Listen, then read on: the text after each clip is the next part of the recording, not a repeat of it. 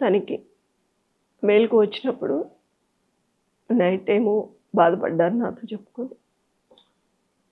పిల్లలకి నీకు ఏం చేయలేకపోయాను, చాలా తప్పు చేశాను నేను చెప్పాను. నేను అప్పుడు ధైర్యం చెప్పాను, మాకు డబ్బులు ఏమీ అవసరం లేదు, మీరు బయటకు వస్తే చాలు, మాకు దీని గురించి ఆలోచించొద్దు, హెల్త్ చూసుకోండి ఫస్ట్ అని చెప్పాను. ఒక 1 వీక్ బాధపడ్డారు. డాక్టర్ కూడా చెప్పారు, ఎందుకయ్యా నువ్వు దేని గురించో ఆలోచిస్తున్నావు అంటే నేను చెప్పాను పక్కకు తీసుకు, మెయిన్ బాధపడుతున్నారు ఇది నేను చెప్పాను, రోజు చెప్తా ఉంటా, కొంచెం చేంజ్ చేపిస్తానని చెప్పాను.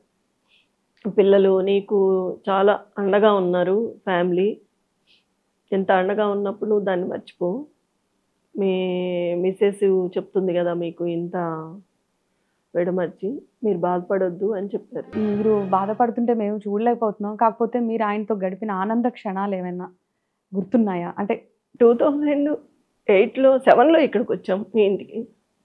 వచ్చినాక కొంచెం బెటరు, కానీ నాతో చెప్పేవాళ్ళు మన కష్టాలు బయటికి చెప్పొద్దు, మీ మదరాళ్ళకు కూడా చెప్పొద్దు అనేవాళ్ళు, తెలియనివ్వద్దని.